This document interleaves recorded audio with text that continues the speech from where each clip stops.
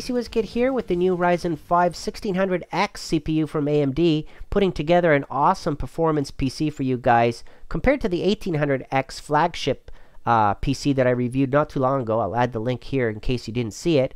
Today, I'm looking at a 6-core, 12-thread CPU. Now, there are a variety of Ryzen 5s out there, of course. I'm using the highest of all of them, the 1600X, running at 3.6 gigahertz, 4 gigahertz with the turbo boost enabled. The X is for that extra boost that you can get up to 4.1 gigahertz, for example. And depending on which of these CPUs you get, you might get also the CPU cooler, okay, the Spire or the Stealth. In my case, because I'm using the 1600X, it does not come with a CPU cooler. But if you get any of these other Ryzen 5s, then it will come with one of these. Okay, so keep that in mind. Now, from Cooler Master, they've got different types of CPU coolers that you can use that will work very well with the AM4 socket. Now, when it comes to the technologies, this has the same technologies as the Ryzen 7, so keep that in mind. This is very affordable. You know, you can really get a lot of bang for the buck if you're not looking for the you know, Ryzen 7 type of CPUs, and a 4-core or a 6-core is good enough for you, then the Ryzen 5 might be a perfect fit, especially since it has all these latest technologies embedded in it. And putting this system build together, first off, I gotta say that I received 2 CPUs back in April on the launch, the 1600X and the 1500X, so I'll be doing reviews on both. But today, specifically looking at this CPU running on this gigabyte board, as you can see here, using the B350 chipset from AMD on this Gigabyte gaming motherboard. We're pairing it up with some nice HyperX Predator memory and Predator SSD. So I've got here from Kingston a duo combination. So the M.2 PCI SSD drive here comes with the bracket, so you can install it on that adapter in the PCI Express slot, or actually use it in the M.2 slot on your motherboard. And in combination with all of that, I've got the EnerMax Liquid Max, as you can see, Liquid Max 240 millimeters. I'm going to install that at the front of the case, believe it or not. I'm going to switch this around a little bit. The case, beautiful, from Cooler Master, is the Cooler Master Lite 5. So from the Master Box series, the Master Box 5 series, I've got the new light version. Okay, now this one here has a lot of light actually that comes through that huge side window and that front cover. Okay, the front bezel, the front of the case.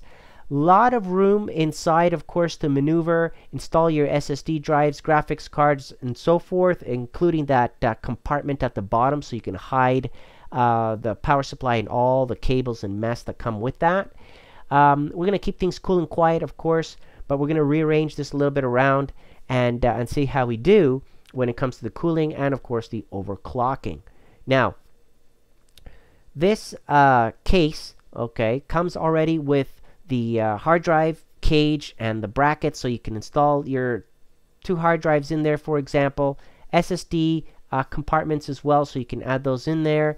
And the front bezel pops out. You can install 3 120 millimeter fans, for example. I'm going to install one at the bottom, plus I'm going to put the liquid cooler on the front here on that piece. Okay, so I'm putting this and setting this up a little bit different, but here are some ideas from other people that I put up here for you, so you can get an idea on how this would look if you change the colors around, right, the fans.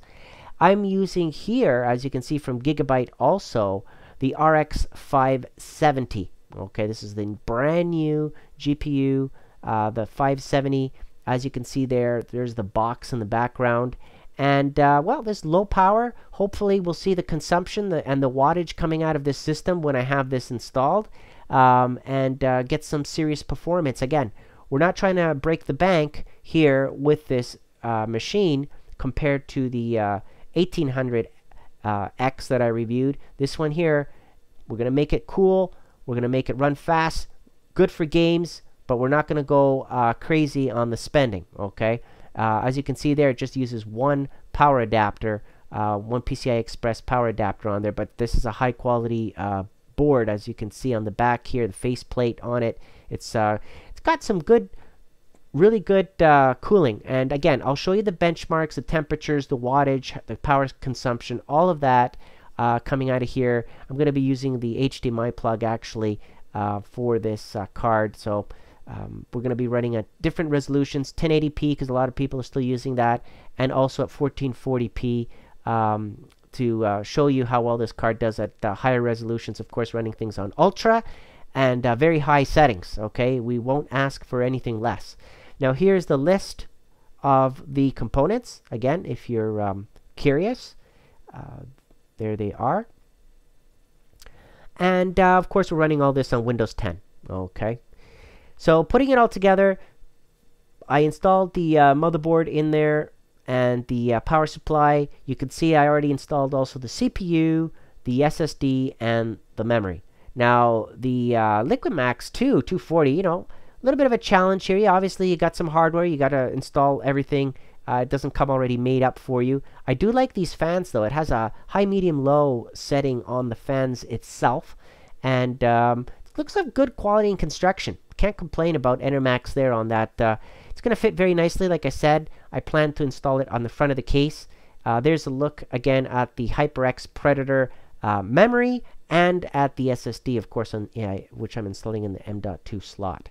The LiquidMax is on the front of the case now installed, and the CPU now has the cooling ready to go. As you can see, pretty straightforward. Using the manual, the instructions wasn't very hard to install. There is the power supply, okay, the Revolution Duo from Enermax, and this one here, 700 watt gold, has a little fan at the back to with a little high-low setting there for the fan, and also takes in air through that other fan. So it's got two fans, one that brings the cool air in, the other one spits the hot air out. So that's why, hence the Duo name. Now, comes with all the cables already attached. Okay, this is not a modular power supply, so keep that in mind. However, has all the essentials, everything you need in order to get this up and running. Here it is already connected with the graphics card to give you a better sense on how clean you can set up this machine. And you don't need to have a lot of clutter. You just need to make sure that there's good airflow coming in. And if you're using liquid cooling, well, obviously that's going to help a lot. Okay, moving on now, we're going to look at the case running. So now everything's installed. Here it's powered on. Yes, there are a lot of flashing colors and customization on the RGB that you could do on this motherboard and on the graphics card too. So because both the graphics card and the motherboard are in sync with each other from Gigabyte, you can actually control the colors and have them synchronized with each other through the app that it comes with in Windows, or actually through the motherboard BIOS settings as well. So again, this Gigabyte card and motherboard can work in conjunction. You can synchronize the colors, the flashing, and all that stuff. Now, before we get to the benchmarks, just to wrap this up on the part 1, you can see here the cooling, how I've set this up. So you got a good understanding on the airflow situation, and you're going to be surprised because when I give you the benchmarks and the cooling and everything, you know, this system performed very nice, and I can't really complain. The looks are good. I mean, this huge window here compared to the 1800X that I reviewed not too long ago, also used a Cooler Master case. But this new one that I've got is the MasterBox Lite 5. Okay, so click here now if you want to watch part 2 of the benchmarks of the Ryzen 5 1600X. And again, thank you for watching.